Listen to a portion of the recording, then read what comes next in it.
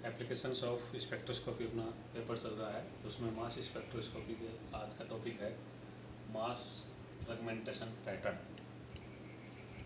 कि किसी भी कंपाउंड का फ्रेगमेंटेशन मास स्पेक्ट्रोस्कोपी के अनुसार किस प्रकार होता है। इसमें पहला जो एग्जांपल है वो है मैकलैफर्टी रीअरेंजमेंट, इसको शॉर्ट में एमआर रीअरेंजमेंट कहेंगे आगे अपन। Gamma hydrogen containing carbonyl compound amine, ester, acid, alkene, nitrile, etc. shows MR rearrangement in following way. For example हम लें यहाँ, ये कार्बोनिल कंपाउंड है, यहाँ R जो ग्रुप है वो एल्किल भी हो सकता है, हाइड्रोजन हो सकता है, OR एल्कोक्सी हो सकता है, OH हो सकता है और आदि। जब एमआर रीअरेंजमेंट में देखें तो सबसे पहले ये कंपाउंड हमारा जो है वो कार्बोनिल कंपाउंड है। मास स्पेक्ट्रोस्कोपी के अनुसार एक इलेक्ट्रॉन की प्रेजेंस में जब इस पर अटैक किया जाता है तो 2 इलेक्ट्रॉन रिमूव होते हैं इस ऑक्सीजन के पास से। एक इलेक्ट्रॉन जहाँ से रिमूव हो रहा है उसको प्लस और एक इलेक्ट्रॉन ये बचा हुआ, इसलिए इसको कहेंगे रेडिकल कैटायन। रेडिकल कैटायन में फिर रीअरेंजमेंट होगा और ये जो एक इलेक्ट्रॉन है ये मूव होके इधर आएगा, इसलिए इसको हाफ हेडेड एरो द्वारा दर्शाया गया है। यहाँ जो इस जुड़े हुए हाइड्रोजन का बॉन्ड है वो बॉन्डेड इलेक्ट्रॉन, एक ही इलेक्ट्रॉन मूव होके या रीअरेंज होके इधर आएगा और यहाँ ये डॉटेड एक बॉन्ड बनेगा। ये भी हाफ हेडेड है, इसका मतलब एक इलेक्ट्रॉन मूव यहाँ हो रहा है और एक इलेक्ट्रॉन मूव यहाँ हो रहा है। इस प्रकार लास्ट में देखें तो यहाँ तो डबल बॉन्ड होगा, ये मोमेंट यहाँ, ये इसका मतलब ये जो हिस्सा है वो विखंडित हो जाएगा, फ्रेगमेंटेशन हो जाएगा इसका, और इस प्रकार एक ट्रांजिशन स्टेट बनेगी जो 6 मेंबर्ड साइक्लिक ट्रांजिशन स्टेट है। और ये ट्रांजिशन स्टेट मोर स्टेबल होने के कारण ही ये पूरी रीअरेंजमेंट आसानी से संपन्न हो जाती है।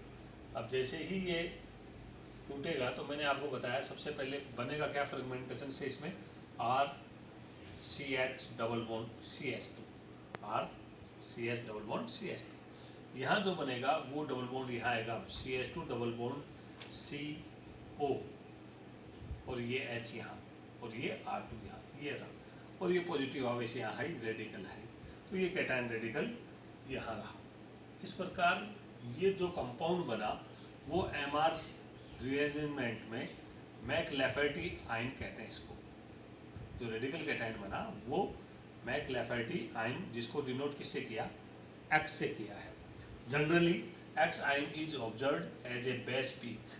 जो ये X आयन है वो मास स्पेक्ट्रा में बेस पीक के रूप में या इंटेंस पीक के रूप में प्राप्त होता है। अर्थात किसी भी कंपाउंड का हम मास स्पेक्ट्रा लेते हैं तो जो बेस पीक आती है या इंटेंस पीक आती है इस रीअरेंजमेंट में वो मैकलैफर्टी आयन के द्वारा आती है। In some cases double MR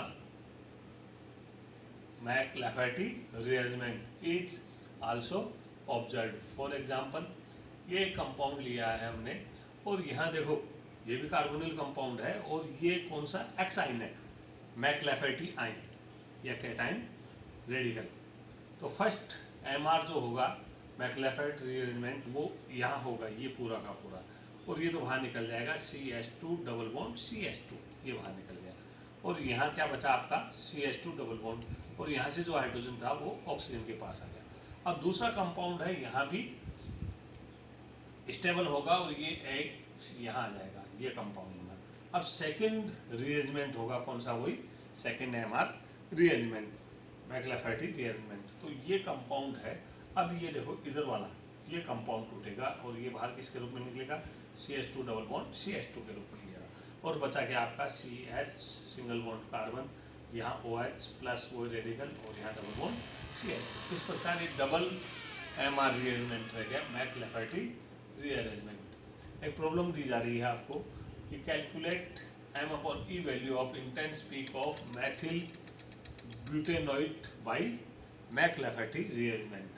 तो पहले ये मैथिल ब्यूटेनॉइड का फार्मूला है और ये मैकलैफर्टी रीअरेंजमेंट में सबसे पहले मैकलैफर्टी आयन बनाएगा जो कि कैटायन रेडिकल है।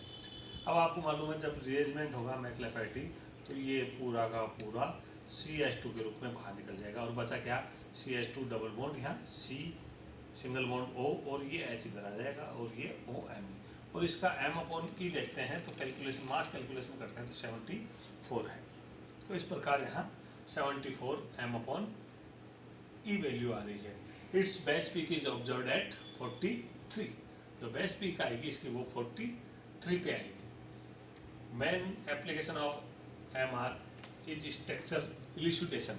तो मैक-लैफर्टी रिअरेंजमेंट का जो मेन एप्लीकेशन है वो किसी भी कंपाउंड का, जो ये मैक-लैफर्टी रिअरेंजमेंट जिस कंपाउंड में हो रहा है उसका स्ट्रक्चर निर्धारित करते हैं।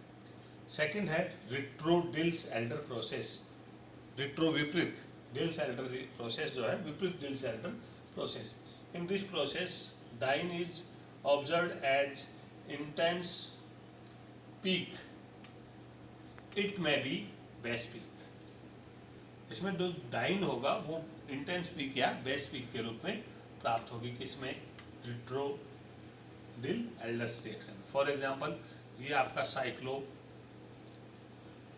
एल्कीन है और इसमें 6 कार्बन है, इसका मतलब साइक्लोहेक्सीन।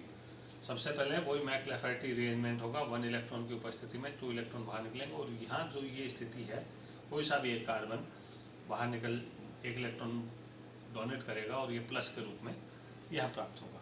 फिर ये इसमें फ्रेगमेंटेशन होगा, ये पूरा का पूरा बॉन्ड टूट के इधर, तो ये यहाँ और ये यहाँ, इस प्रकार ये 1,3-ब्यूटाडाइन और किसके रूप में, कैटाइन के रूप में। और ये आपका एल्कीन है जो कि हमें मालूम है डाइन इंटेंस पीक प्राप्त होगी।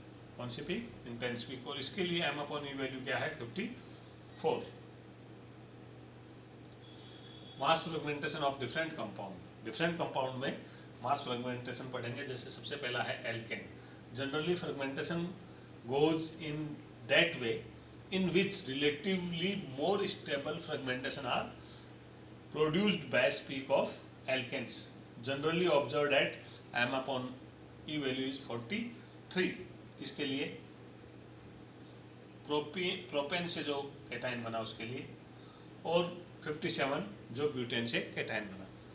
मोस्ट प्रोबेबली कितना भी बड़ा एल्केन हो, लास्ट में यही स्टेबल होता है कैटाइन, और यहाँ M/E वैल्यू इसके लिए 43 और इसके लिए 57 जो कि इसका मोलिकुलर वेट है। ये कार्बन का 12 है, 12 × 3 + 7 43, यहाँ 12 × 4 + 9। इन एल्कीन में नंबर ऑफ पीक, जो मास स्पेक्ट्रा लेंगे उसमें जो पीक आएगी वो ब्रांच एल्केन, शाखित एल्केनों की में पीक की संख्या ज़्यादा होगी अशाखित एल्केन के सापेक्ष।